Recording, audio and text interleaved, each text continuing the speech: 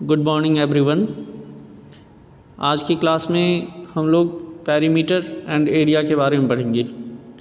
ये एक very important concept है। क्लास 6 से लेके 10th तक सभी क्लासेस में ये टॉपिक आपको मिलेगा ही, और 10th के बाद भी 11th-12th में भी सिलेबस में है ये, और कॉम्पिटिटिव एग्ज़ाम्स में भी बहुत सारे क्वेश्चन आते हैं इसमें से, एरिया पेरीमीटर से। तो सभी बच्चे इस टॉपिक को अच्छी तरह से समझेंगे, सीखेंगे। ठीक है, अभी आप सीख लोगे तो आगे 6 वाले सीख लेंगे तो 7th में प्रॉब्लम नहीं होगी, 7th वाले सीख लेंगे तो 8th में प्रॉब्लम नहीं होगी, यानी आगे क्लासेस में आपको कोई प्रॉब्लम नहीं होगी। ठीक है, और अभी आप नहीं सीखोगे तो आगे प्रॉब्लम आती जाएगी। ठीक है, सभी बच्चे ध्यान से देखेंगे कि पेरीमीटर एरिया क्या होता है, इसके फॉर्मूलेज क्या हैं और कैसे इसके क्वेश्चंस को हम करते हैं। ठीक है, चलिए इसमें पहला कंसेप्ट है perimeter. What is perimeter? Perimeter क्या होता है? तो length of the boundary of a 2 dimensional shapes is called its perimeter. 2 dimensional, what is the meaning of 2 dimensional?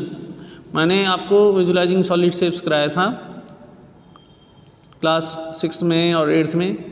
7th वालों का तो अभी नहीं हुआ है, लेकिन 6 में और 8th में करा दिया गया है सॉलिड शेप्स, 3 डायमेंशनल शेप्स। तो उसमें मैंने आपको बताया था 3 डायमेंशनल 2 डायमेंशनल क्या होता है। डायमेंशन मतलब होती है लेंथ, ब्रेथ और हाइट, जिसमें एक ही चीज़ होगी, लेंथ होगी, उसको हम बोलेंगे 1 डायमेंशनल। जिसमें 2 चीज़ें होती हैं, लेंथ ब्रेथ, उसको बोलते हैं 2 डायमेंशनल। और जिसमें 3 चीज़ें होती हैं, लेंथ ब्रेथ और हाइट, उसको बोलते हैं 3 डायमेंशनल। जैसे थ्रेड है हमारे पास, धागा होता है, तो धागा में सिर्फ लंबाई होती है, लेंथ होती है, तो वो 1 डायमेंशनल है। ठीक है, और रेक्टेंगल है, स्क्वायर है ना। टेबल होगा आपके घर में, तो टेबल में क्या होता है कि लेंथ और ब्रेथ है। टेबल टॉप को देखें तो टेबल के ऊपर का हिस्सा देखें, लेंथ ब्रेथ होता है। तो 2 चीज़ें हैं, तो वो क्या कहलाएगा? 2 डायमेंशनल। और जैसे रूम है, तो रूम में 3 चीज़ें होती हैं, लेंथ ब्रेथ और हाइट, इसको क्या बोलेंगे? 3 डायमेंशनल। समझ आ रहा है? तो पेरीमीटर को कैसे डिफाइन करेंगे? कोई भी 2 डायमेंशनल आपके पास शेप है, 2 डायमेंशनल में क्या क्या आएंगे? Rectangle, square, triangle, pentagon, hexagon, octagon, ये सब 2 डायमेंशनल होते हैं। सर्कल, ये 2 डायमेंशनल होते हैं। 2 डायमेंशनल शेप की जो बाउंड्री होगी, उसकी जो लेंथ होगी, बाउंड्री की लंबाई, उसको बोलते हैं पेरीमीटर। ठीक है, length of the boundary of a 2 dimensional shapes is called its perimeter. समझ आ रहा है? देखिए एग्जांपल से आपको क्लियर होगा। यहाँ पे एक डायग्राम बना हुआ है ABCDEF। ठीक है, अब ये अलग शेप का ही है इसमें, है ना। कहने के लिए तो इसमें 6 साइड्स हैं, है ना। हेक्सागन कह सकते हैं इसको, 1 2 3 4 5 हेक्सागन है ये एक हिसाब से। ठीक है, अब इसकी पेरीमीटर हमें निकालना है। तो इसमें किसी की साइड बड़ी है, किसी की साइड छोटी है। तो इसका पेरीमीटर निकालने का सिर्फ एक ही तरीका है, सिंपल, सबसे सिंपल मेथड ये है कि सारे साइड्स की लेंथ को प्लस कर दूं। तो इसका पेरीमीटर हम निकालना चाह रहे हैं, तो हम क्या करेंगे? जितनी भी साइड दी हुई है सभी की लेंथ को प्लस कर देंगे। कितना आएगा इसमें? Perimeter of ABCDEF is equal to sum of all sides, और प्लस करेंगे तो कितना आएगा? 2 + 2 + 3 + 1 + 4 + 3। सारे साइड को प्लस कर देंगे, इसको ऐड करके 15 सेंटीमीटर आ जाएगा। यानी इसकी बाउंड्री की लेंथ कितनी होगी? 15 सेंटीमीटर। समझ आ रहा है? चलिए नेक्स्ट है इसमें concept perimeter of a regular polygon. तो what do you mean by regular polygon? Regular polygon क्या होता है? मैंने लास्ट ईयर बताया था आपको, तो क्लास 6 वालों को इसी साल बताया होगा। रेगुलर पॉलीगन वो होता है जिसके सारे साइड्स और सारे एंगल सेम होते हैं।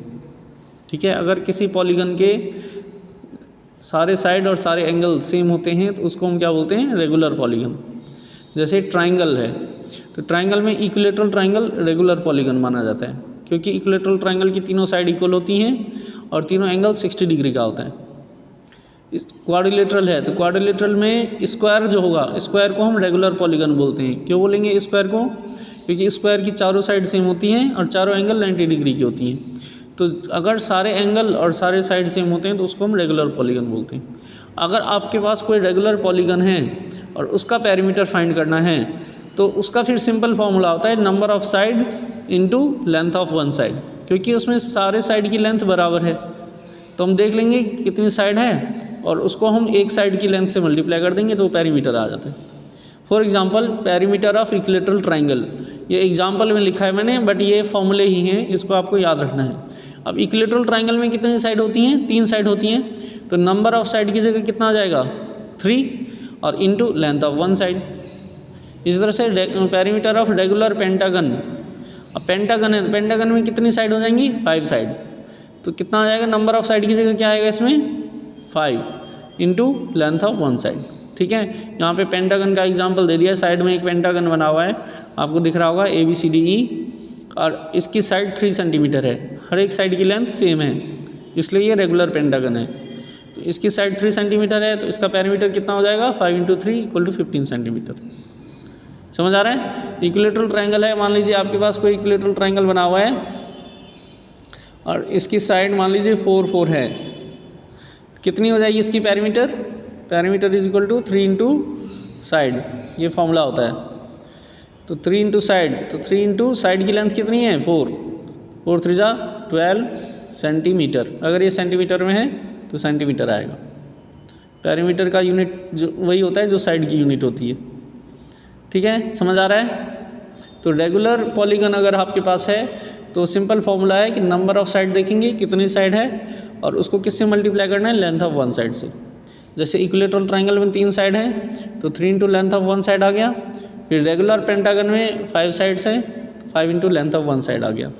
ठीक है, स्क्वायर में क्या आ जाएगा? स्क्वायर में 4 साइड होते हैं, तो पेरीमीटर ऑफ स्क्वायर क्या आ जाएगा? 4 इंटू साइड, क्योंकि स्क्वायर भी एक रेगुलर पॉलीगन है, तो 4 इंटू साइड आ जाएगा। समझ आ रहा है? ट्राइंगल, पेंटागन, स्क्वायर हो गया आपका। हेक्सागन में क्या आ जाएगा? रेगुलर हेक्सागन में 6 इंटू साइड, हेप्टागन में कितना आ जाएगा? 7 इंटू साइड, ऑक्टागन में 8 इंटू साइड, ये याद रखना है आपको। ठीक है, मेन फॉर्मूला ये है, इसी फॉर्मूले से सारे फॉर्मूले हम निकाल सकते हैं। ये फॉर्मूला अगर आप याद रखोगे तो बाकी सारे फॉर्मूले अपने आप आ जाएंगे। नंबर ऑफ साइड की जगह साइड लिख देनी है, बाकी ये तो सब में आएगा ही आएगा। ट्राइंगल में यहाँ 3 आ जाएगा, स्क्वायर में यहाँ 4 आ जाएगा, पेंटागन में 5 आ जाएगा, हेक्सागन में 6 आ जाएगा, हेप्टागन में इस तरह से करना है। ठीक है, क्लियर है? नहीं क्लियर है? अभी देखिए ये पेरीमीटर ऑफ स्क्वायर का एग्जांपल है कि यहाँ पे इसमें दिया हुआ है कि पेरीमीटर, ये साइड जो है स्क्वायर का साइड अगर 4 सेंटीमीटर है, if side of square is equal to 4 centimetre then its perimeter is equal to, what is the formula of perimeter of square? Side 4 into side. ठीक है, तो 4 इंटू 4, क्योंकि साइड भी 4 है तो 4 इंटू 4 करेंगे 16 सेंटीमीटर, इसका आंसर आ जाएगा। ठीक है, कोई स्क्वायर है आपके पास, उसकी जो साइड है मान लीजिए 10 सेंटीमीटर है, तो बताओ इसकी पेरीमीटर कितना आएगा? जल्दी बताइए। 4 इंटू साइड करेंगे, 4 इंटू साइड करेंगे तो कितना आएगा बेटा? 4 इंटू 10 इक्वल टू 40 सेंटीमीटर। ठीक है, क्लियर है? समझ आ रहा है? बहुत इजी है। ठीक है, तो इस तरह के क्वेश्चंस आप कर सकते हो। एक फॉर्मूला और है, area perimeter of rectangle.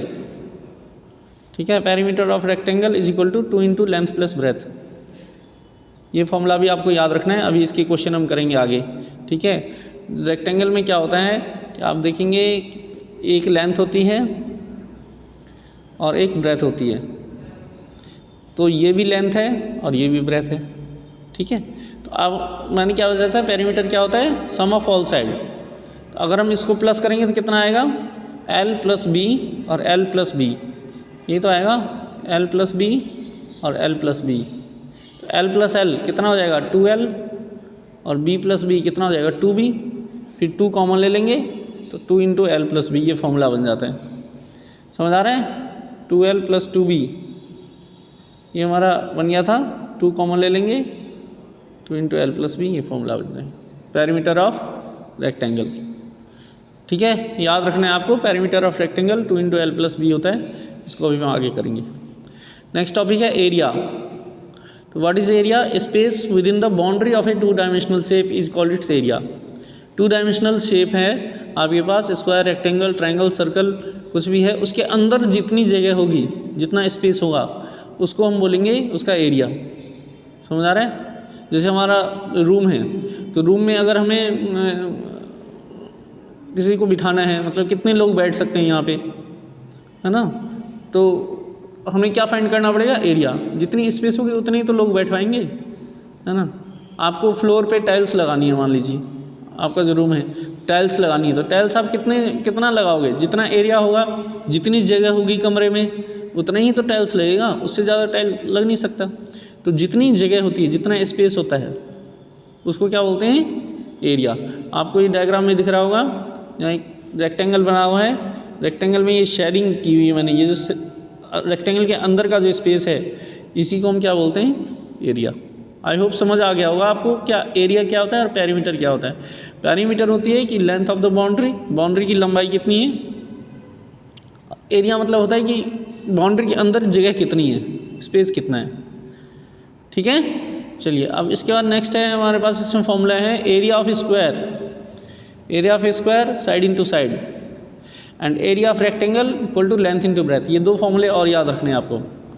Area of square कितना होगा बेटा, side into side, and area of rectangle कितना होगा, लेंथ इंटू ब्रेथ, ठीक है, याद रहेगा। वेरी इंपॉर्टेंट फॉर्मूले हैं, याद रखना है आपको। अब देखिए इसका एग्जांपल देखिए, साइड अगर स्क्वायर का साइड 5 सेंटीमीटर है तो फिर इसका एरिया कितना होगा, area of square is equal to side into side, और साइड हमारा 5 है तो 5 इंटू 5 करेंगे तो 25 सेंटीमीटर स्क्वायर। ये याद रखना है। जो एरिया का यूनिट होता है, एरिया का जो यूनिट है वो होता है centimetre square, metre square, kilometre square. ये लगाना है आपको, स्क्वायर लगाना है, 2 लगाना है ऊपर, ठीक है। जो भी यूनिट दी होगी उसके ऊपर 2 लगा देंगे, स्क्वायर बोलते हैं इसे। क्लियर है, इसके मार्क्स होते हैं, ये ध्यान रखना है आपने। अच्छा अब देखिए सेकेंड एग्जाम्पल है, इसमें जो रेक्टेंगल है उसकी लेंथ कितनी है 500 मीटर और ब्रेथ कितना है 300 मीटर। ये 11.1 का क्वेश्चन नंबर 1 है। लेंथ दी हुई है, लेंथ 500 मीटर, ब्रेथ 300 मीटर, फिर एरिया निकालना है। एरिया कितना आ जाएगा, लेंथ इंटू ब्रेथ, 500 इंटू 300 करेंगे कितना आएगा 1,50,000 मीटर स्क्वायर, क्योंकि आप दोनों मीटर में हैं तो मीटर स्क्वायर। फिर यहाँ पेरीमीटर भी निकाला है इसमें, perimeter of rectangle equal to 2 into L plus B होता है। तो लेंथ की जगह 500 रख दो, ब्रेथ की जगह 300 रख दो, तो एल प्लस बी करेंगे। 500 प्लस 300 कितना है 800, 2 इंटू 800 हो गया, और 800 इंटू 2 इक्वल टू 1600 मीटर, ठीक है। पेरीमीटर में जो यूनिट लेंथ ब्रेथ की होगी वही यूनिट आएगा, लेकिन एरिया में जो यूनिट लेंथ ब्रेथ की होगी उसका स्क्वायर हो जाता है। इस चीज़ का ध्यान रखना है आपने, ठीक है। आई होप आपको समझ आ गया होगा, बहुत इजी है। 11.1 का ये क्वेश्चन नंबर 2 यहाँ पे कराया गया है, इसको देखना है आपने। पेरीमीटर ऑफ स्क्वायर क्या होता है 4 इंटू साइड। इसमें क्या दिया हुआ है कि एक स्क्वायर पार्क है, उसकी पेरीमीटर दी हुई है 320 मीटर, और इन्होंने बोला है कि इसका एरिया निकालो। तो अब मुझे अगर एरिया निकालना है स्क्वायर का तो मुझे स्क्वायर का साइड पता होना चाहिए। तो पेरीमीटर से पहले हम साइड निकालेंगे और फिर उस साइड के हेल्प से हम एरिया फाइंड करेंगे। तो perimeter of square is equal to 4 into side होता है। अब पेरीमीटर की जगह मैंने 320 रख दिया, ठीक है, 320 रख दिया, 320 इक्वल टू 4 इंटू साइड। अब ये 4 मल्टीप्लाई में है तो उस तरफ ले जाएंगे तो ये किस में चला जाएगा, डिवाइड में। Side is equal to 320 divided by 4, 320 divided by 4, इसको सॉल्व करेंगे तो कितना आएगा 4 8 जा 32, 80 मीटर आ गया। अब साइड हमें पता चल गया, तो फिर एरिया ऑफ स्क्वायर क्या होता है, what is the formula of area of square, side into side, this is equal to 80 into 80, क्योंकि साइड 80 मीटर आ गई तो 80 इंटू 80, 8 8 जा 64, 6400 मीटर स्क्वायर, ये आ जाएगा इसका आंसर। समझ आ रहा है। तो इसमें मेन 4 फॉर्मूले हैं, 5 फॉर्मूले याद रख सकते हो आप। एक तो ये फॉर्मूला है पेरीमीटर ऑफ रेगुलर पेंटागन, तो इससे बहुत सारे फॉर्मूले अपने आप बन जाते हैं। इक्विलेटरल ट्रायंगल का, स्क्वायर का, पेंटागन, हेक्सागन, हेप्टागन सब का बन सकता है। तो ये याद रखना है, perimeter of regular pentagon equal to number of side into length of one side. दूसरा ये है perimeter of square 4 into side. तीसरा ये है perimeter of rectangle equal to 2 into L plus B. चौथा ये है area of square is equal to side into side. और पांचवा ये है area of rectangle equal length into breadth. 5 फॉर्मूले याद रखने हैं। एक फॉर्मूला आपको और याद रखना है कि perimeter of any shape is equal to sum of all side.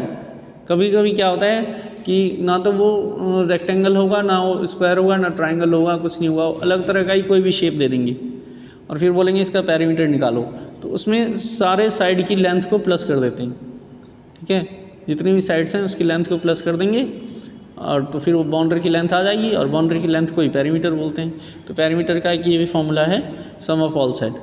ठीक है, आई होप आपको समझ आ गया होगा। इसके बेसिस पे आप एक्सरसाइज 11.1 करेंगे।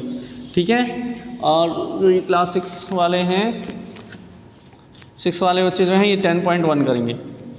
ठीक है, क्लास 6 के बच्चों को 10.1 करना है और 7th वालों को 11.1 करना है। ठीक है बेटा, किसी बच्चे को कोई भी चीज़ नहीं समझ आई हो, कोई प्रॉब्लम हो तो आप कमेंट सेक्शन में लिख देना, फिर मैं उसका सॉल्यूशन सेंड करूँगा। ठीक है, थैंक्स फॉर वॉचिंग।